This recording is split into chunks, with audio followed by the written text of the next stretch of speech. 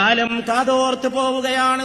തൗഹീദ് നിലനിൽക്കണോ ശിർക്ക് ജയിക്കണോ എന്ന് തീർച്ചപ്പെടുത്താൻ പോവുകയാണ്. മുഹമ്മദിന്റെ സന്ദേശം അബൂജഹലിന്റെ സന്ദേശവുമായി മാറ്റുരക്കപ്പെടുകയാണ്. 313 ആയിരങ്ങളെ തോൽപ്പിച്ച് വിജയത്തിന്റെ വെന്നിക്കൊടി പറപ്പിക്കാൻ കഴിയുമോ എന്ന് ലോകമുറ്റു നോക്കുകയാണ്. ബദറിലേക്ക് 313 പ്രകാശഗോളങ്ങൾ. ആ പ്രകാശഗോളങ്ങളെ നയിക്കാൻ ലോകത്തിന്റെ അമ്പിളി തിങ്കൾ കല ചന്ദ്രബിംബം മുഹമ്മദുർ റസൂലുള്ളാഹ് സല്ലല്ലാഹു അലൈഹി വആലിഹി വസഹാബിഹി വസല്ലം. അല്ലാഹുവിന്റെ റസൂൽ ദുആ ചെയ്തുകൊണ്ടിരിക്കെ ഈ മൂന്നാളുകൾ യുദ്ധക്കളത്തിൽ ഇറങ്ങിക്കൊണ്ട് പടവെട്ടുകയാണ്. അവർക്കിടയിലുള്ള മൽപിടുത്തം ജോറായി. അലി റളിയല്ലാഹു അൻഹു തന്റെ എതിരാളിയെ തോൽപ്പിച്ചുവെന്ന് മാത്രമല്ല, തന്റെ അരയിൽ നിന്ന് വാൾ ഊരിയെടുത്തുകൊണ്ട് യുവാക്കളെ നിങ്ങൾ മനസ്സിലാക്കണം, ബദറിൽ നിന്ന് നമുക്ക് ഇന്നും മാതൃക ഉൾക്കൊള്ളാനുണ്ട്. ബദർ ആൺകുട്ടികളുടെ ചരിത്രമാണ്, ബദർ വീരന്മാരുടെ ചരിത്രമാണ്, ബദർ ശൂരന്മാരുടെ ചരിത്രമാണ്, ബദർ പോരാളികളുടെ ചരിത്രമാണ്, ബദർ വിപ്ലവകാരികളുടെ ചരിത്രമാണ്, ബദർ നായകന്മാരുടെ ചരിത്രമാണ്, ബദർ ഏറ്റുമുട്ടുന്നവരുടെ ചരിത്രമാണ്, ബദർ അടിക്കുന്നവരുടെ ചരിത്രമാണ്, ബദർ കൊല്ലുന്നവരുടെ ചരിത്രമാണ്, ബദർ ചോര നന്മയ്ക്ക് വേണ്ടി ചോര ചിന്തുന്നവരുടെ ചരിത്രമാണ്, ബദർ നന്മയ്ക്ക് വേണ്ടി ചോര കൊടുക്കുന്നവരുടെ ചരിത്രമാണ്, ബദർ നന്മയുടെ പ്രഭവ കേന്ദ്രമാണ്, ബദർ തിന്മയുടെ തകർക്കലിന്റെ കേന്ദ്രമാണ്, ബദർ വെളിച്ചത്തിന്റെ പ്രളയമാണ്, ബദർ ചൈതന്യത്തിന്റെ പ്രകർഷമാണ്, ബദർ നീതിയുടെ കേന്ദ്രമാണ്, ബദർ അനീതിയുടെ കണ്ട കോടാലിയാണ്, ബദർ ക്രമത്തിന്റെ നാദമാണ്, ബദർ അക്രമത്തിന്റെ ഉജ്ജ്വലമായ എതിർപ്പാണ്, ബദർ അരാജകത്വത്തിന്റെ എതിർപ്പാണ്, ബദർ മുഴുവനായ നീതിയുടെയും സത്യത്തിന്റെയും ആഹ്വാനമാണ്. ആ ആഹ്വാനം മുഴക്കിക്കൊണ്ട് അല്ലാഹുവിന്റെ റസൂലിന്റെ 3 വില്ലാളി വീരന്മാർ ശത്രുക്കളുടെ മുശ്രിക്കിന്റെ 3 അധർമ്മത്തിന്റെ കോടാലികളുമായി ഏറ്റുമുട്ടുന്നു. അലി റളിയല്ലാഹു അൻഹു തന്റെ ആയുധം ഊരിയെടുക്കുന്നു. ഒറ്റവെട്ടുകൊണ്ട് തന്റെ എതിരാളിയെ തകർത്തി. അലിയാണ് ഏറ്റവും വലിയ യുവാവെന്ന് അറബികൾക്കിടയിലെ പഴമൊഴി അലി റളിയല്ലാഹു അൻഹു സാർത്ഥകമാക്കുകയാണ്.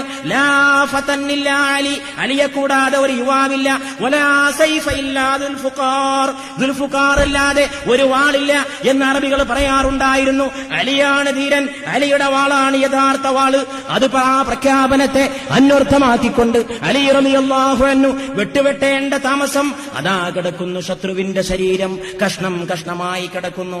തൊട്ടുപിറകെ അതാ ഹംസത്ത് റളിയല്ലാഹു അൻഹു തന്റെ എതിരാളിയെ വെട്ടിവീഴ്ത്തിക്കൊണ്ട് ജയിച്ച് തിരിച്ചു വരുന്നു. പക്ഷേ മഹാനായ സയ്യിദുനാ ഉബൈദ റളിയല്ലാഹു അൻഹു തന്റെ എതിരാളിയുമായി പടവെട്ടി വമ്പിച്ച മത്സരത്തിൽ കടന്നു പുളയുകയാണ്. ഉബൈദ റളിയല്ലാഹു അൻഹുവിന് രക്ഷപ്പെടാൻ കഴിയാത്ത വിധം 3 മഹാന്മാര് പോർക്കളത്തിലിറങ്ങി. 2 ആള് ജയിച്ച് മടങ്ങി വന്നപ്പോൾ ഒരാള് ശത്രുവിന്റെ വെട്ടുകൊള്ളേണ്ട അവസ്ഥയിൽ കിടക്കുന്നു. അതാ അലി റളിയല്ലാഹു അൻഹു തന്റെ പ്രിയപ്പെട്ട സഹോദരനെ സഹായിക്കാൻ വേണ്ടി വാളുമായി ചെന്നുകൊണ്ട് ഉബൈദിനെ സഹായിച്ചുകൊണ്ട് എതിരാളിയെ വെട്ടുന്നു. ആ സമയത്തേക്ക് ഉബൈദ റളിയല്ലാഹു അൻഹു മുറിവേറ്റുവെങ്കിലും എതിരാളി വധിക്കപ്പെടുകയാണ്.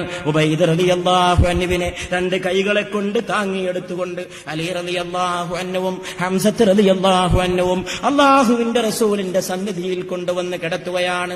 ഏതാനും നിമിഷങ്ങളെ കൊണ്ട് ഉബൈദ റളിയല്ലാഹു അൻഹു ഷഹീദായി. ഈ ലോകത്ത് നിന്ന് ബദറിന്റെ മരുഭൂമിയിൽ നിന്ന് സ്വർഗത്തിന്റെ പൂന്തോപ്പിലേക്ക് പറന്നുപോയി. യുദ്ധം അങ്ങനെ കൊടുമ്പിരിക്കൊണ്ടു. അവസാനം അബൂജഹൽ വരെ കൊല ചെയ്യപ്പെട്ടു.